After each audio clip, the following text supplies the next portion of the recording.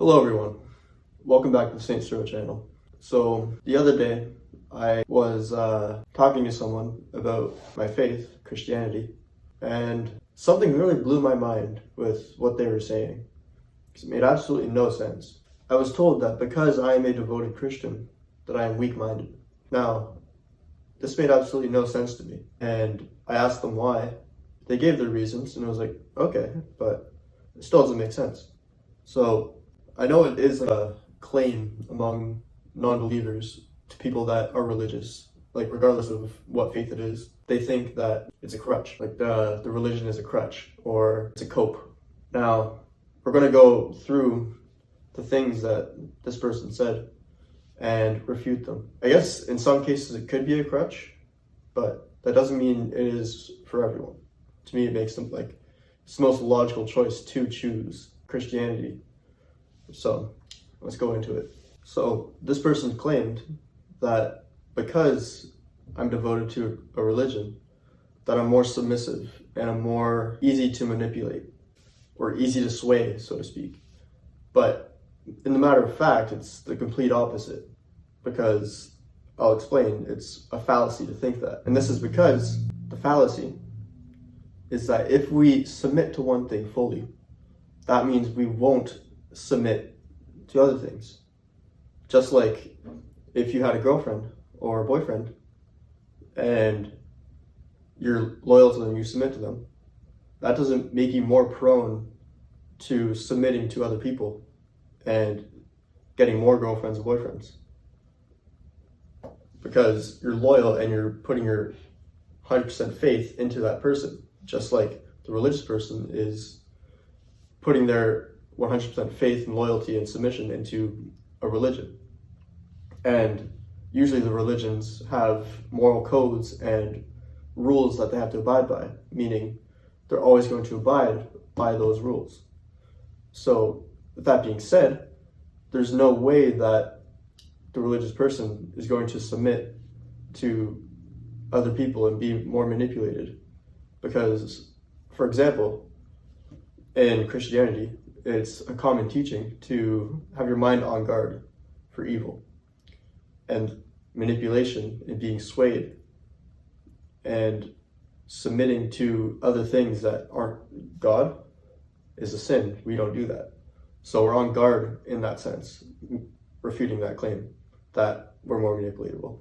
So just as it's a fallacy to think that since you're dating someone that you're more prone to cheating, it's a fallacy to think that submitting to a religion makes you more prone to submitting to anything else. It's a fallacy. It doesn't work. And if anything, not having any secure belief system as to who you are, a backbone, so to speak, I would argue this makes you more manipulatable and easy to sway, because you fall for anything that just sounds nice. Or, in other words, you submit to anything that sounds appealing. And this is because, since you don't have a set or secured belief or set of rules, your judgment on right and wrong isn't secured. Now, I'm not saying you don't know right from wrong. I'm just saying it's not complete, at least compared to the terms of right and wrong that comes from a religion. Now, another claim that this person said is that since I'm religious, it means that I don't think for myself. I let the book think for me. Now, let's go into this, because this also doesn't make sense, and I'll explain why. This didn't make sense because even before I was religious, I was always seeking out good philosophy and good life tips, just like anyone else would. Then, when I stumbled across like religion and the Bible, it just so happened that everything that I already knew to be good from the quotes and the teachings of like different philosophers throughout the ages, it all aligned with teachings that were in the Bible. And this allowed me to learn more than I already knew, and at the end of it, be more wise and more knowledgeable on right and wrong. Especially considering that Western society, its traditions and its morals and its culture essentially is built around Christianity. So the morals from Christianity still shine through today. So it's the most comparable to the real world. So to that claim that I can't think for myself because I follow a religion is another fallacy, because to think that one seeking out a great way to live life and seek wisdom is weak-mindedness is in and of itself another fallacy. And at the end of this discussion I had with this person, it boiled down to their own resentment to religion and the resentment of the idea of submitting to a higher power, or God in my case. And sure, one should certainly be careful and do the necessary steps into knowing what they're getting into. And that's why questioning everything is preferred. You don't want to just blindly go into something you don't know. This is obvious. And for this person, it essentially just boiled down to their own resentment on the Bible. But both of these claims were dealt with accordingly, and I told them these things. Of course, the average mind is arrogant, and it didn't make sense in the moment. They just got angry. So I told them the same thing I just told you guys. And I figured that since this is a common claim towards people that are religious, I figured that I would make a video on it so that you guys know that it doesn't make sense. And it's a fallacy to think these claims are true.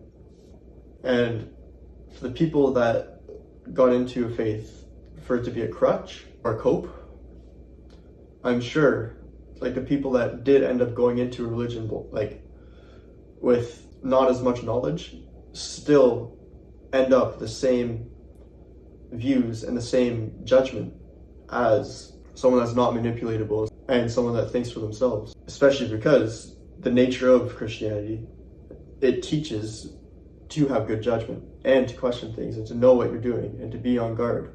So even if you want to say that people that are just coping are following it blindly and can't think for themselves, that's still not true. And of course, if anyone has any questions, feel free to reach out, because I encourage everyone to challenge the faith and give the hard questions. Say why you don't believe it, because I can promise you there's an answer for every question.